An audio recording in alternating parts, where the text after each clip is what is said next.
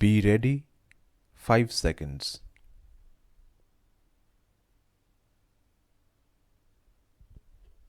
What you read in the newspapers was actually our pledge being translated into action in terms of the United Nations framework on climate change.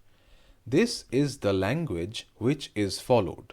Similarly, the other language that is followed is emissions intensity, which we have again increased from 33% to 45%.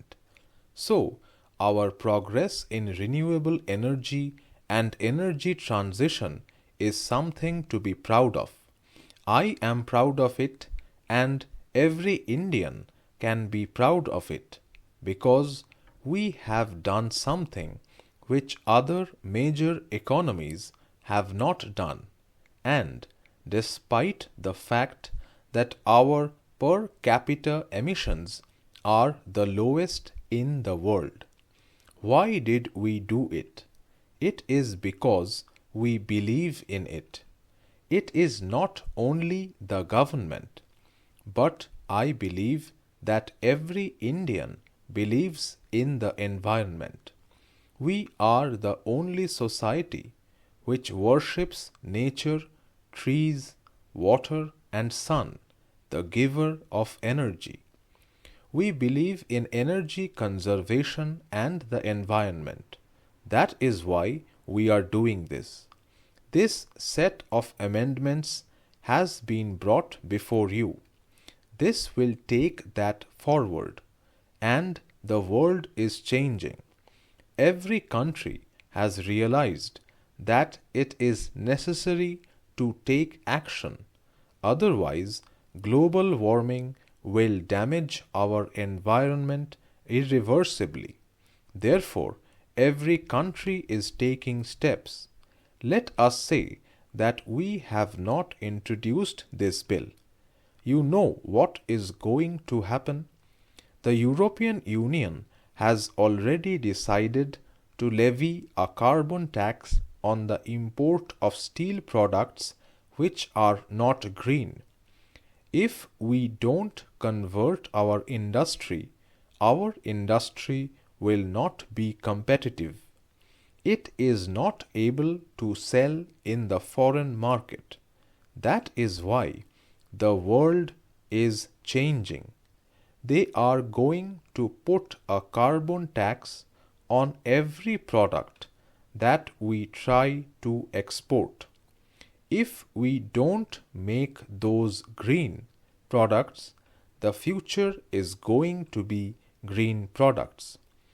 The second is, of course, the fact that this is our golden opportunity to change from being a net importer of energy to being a net exporter of energy. We have all the advantages. We are one of the largest established renewable energy capacities in the world. We have trained manpower. We have the land. We have the sun. So we can emerge as the global supplier of green hydrogen and green ammonia, and that is going to be the future.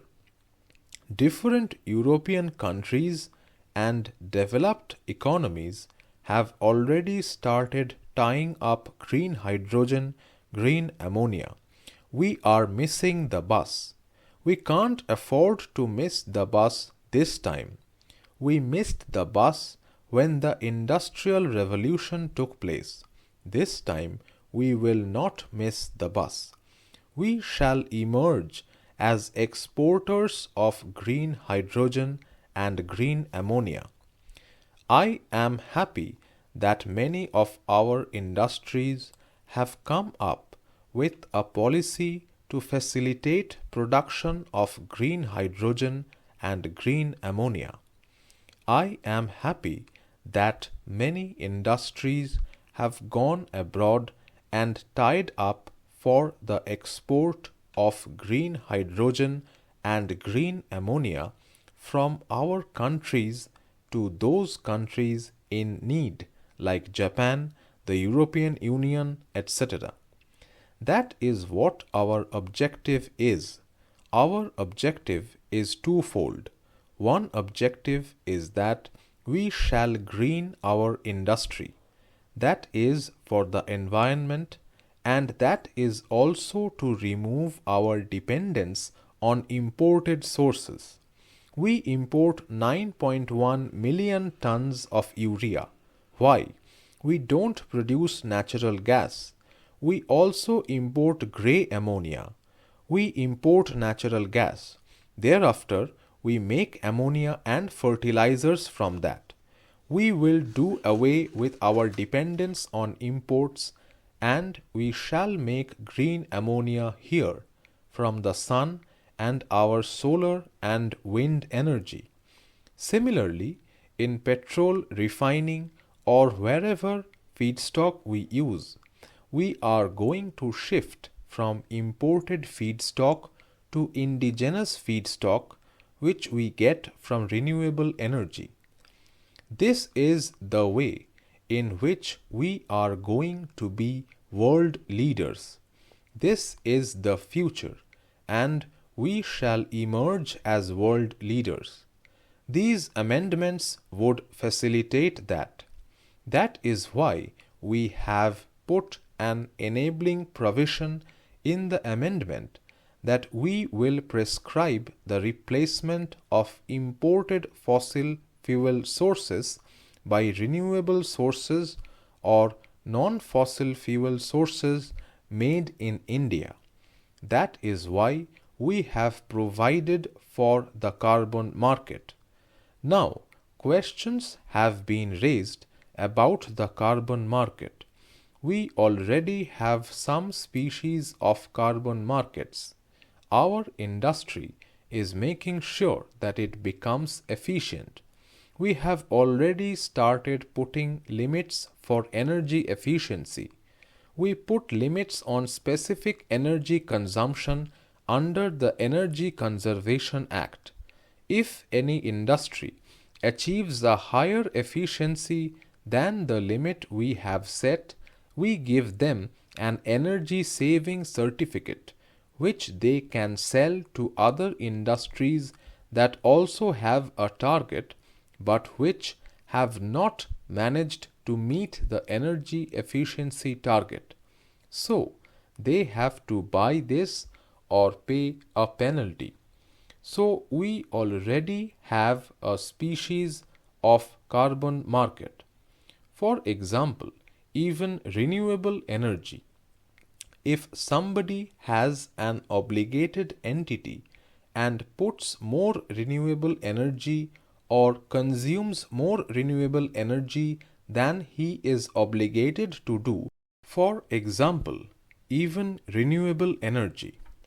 If somebody has an obligated entity and puts more renewable energy or consumes more renewable energy than he is obligated to do, then they get a renewable energy certificate, which can be bought by other obligated entities that have an obligation to consume renewable energy but have not been able to meet that target. They can avoid paying a penalty by buying RECs. Now, the carbon credit scheme will combine all these into one. These carbon credits are not going to be exported. There is no question. We are very conscious about it. I will tell you why carbon credits are not going to be exported. We have made commitments in COP21 and COP26 about our NDCs.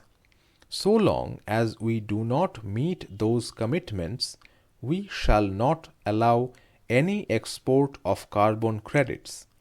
Those carbon credits will have to be generated by domestic industries and bought by domestic industries. The logic behind it is that if a target is fixed on somebody to reduce its emissions or the carbon content and he is not able to meet the target, there has to be a penalty.